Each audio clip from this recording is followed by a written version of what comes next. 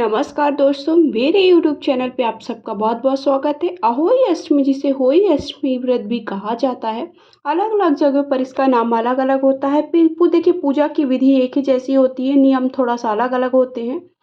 तो करवा चौथ के 4 दिन बाद महिलाएं अहोई अष्टमी का व्रत रखती हैं। साल 2023 में यह व्रत 5 नवंबर रविवार के दिन रखा जाएगा। यह व्रत संतान की लंबी उम्र, उनके सुखी जीवन के लिए रखा जाता है।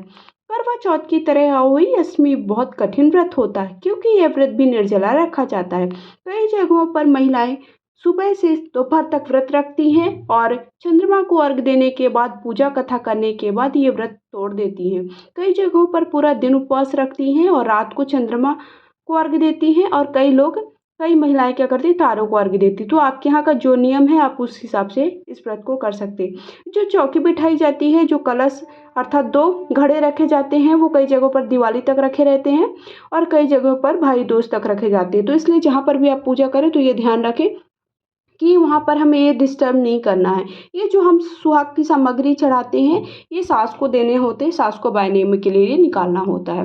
तब मैं व्रत कथा प्रारंभ करती हूँ, क्योंकि कथा के बिना पूजा अधूरी होती है। तो कथा सुनने से पहले हाथ में थोड़ा सा गेहूं के दाने ले लीजिए। गेहूं के, कई लोग 7 गेहूं के दाने लेते हैं, उसके बाद ही कथा सुनना प्रारंभ। बोलिए अहोई अष्टमी माता की जय हो, जय हो अहोई अष्टमी माता, जय हो होई अष्टमी माता। तो अब कथा सुनना प्रारंभ करिए।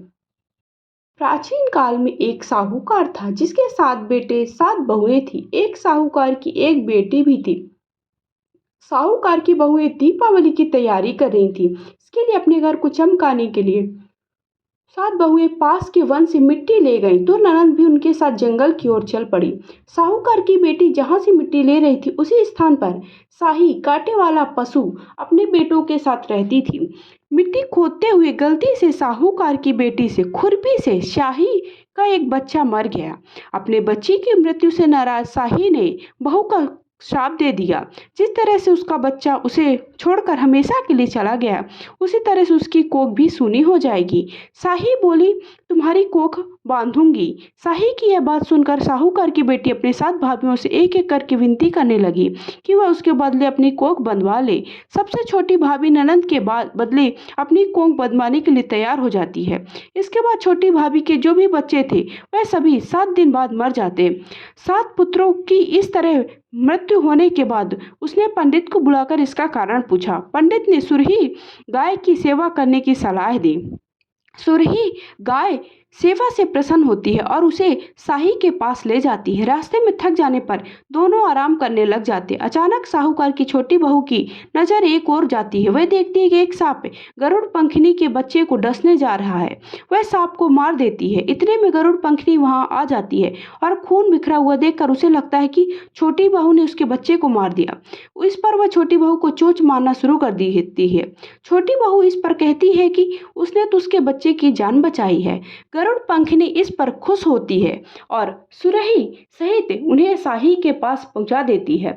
शाही छोटी बहू की सेवा से प्रसन्न होकर 7 पुत्र और 7 बहुएं होने का आशीर्वाद देती है।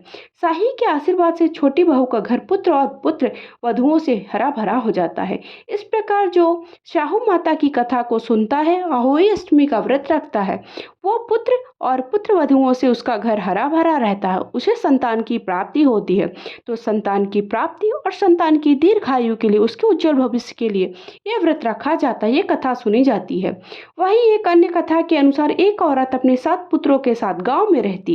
एक दिन वह औरत मिट्टी खोदने के लिए जंगल गई। वहां पर उसने गलती से एक पशु की शावक की अपनी कुल्हाड़ी से हत्या कर दी। घटना के बाद उस औरतों के 7 पुत्रों की मृत्यु हो गई। घटना से दुखी होकर उस औरत ने अपनी कहानी गांव की हर औरतों को सुनाई। एक बड़ी औरत ने उस औरत को यह सुझाव दिया कि वह अहोई अष्टमी माता का व्रत रखे। पशु की शावक की सोते हुए हत्या के पश्चाताप के लिए उस औरत ने शावक का चित्र बनाया। माता अहोई अष्टमी के चित्र के साथ रखकर उसकी पूजा करने लगी। उस औरत ने 7 वर्षों तक अहोई अष्टमी का व्रत रखा। आखिर में उसके 7 पुत्र फिर से जीवित हो गए। तभी से यह व्रत रखने की परंपरा है। तो इस प्रकार से मैंने साहू माता की 2 कहानियां आप सबको सुनाई।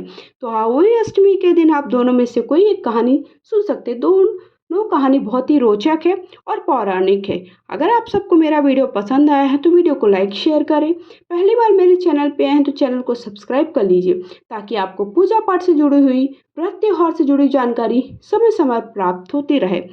जल्दी आप सबको दिवाली, धनतेरस, यम का दीपक कैसे जलाना है उससे जुड़ा आप सबको वीडियो मिल जाएगा। कमेंट बॉक्स में जाकर के जय होई मस्त अष्टमी माता या जय माता रानी, जय जय होई अष्टमी माता अवश्य लिखिएगा।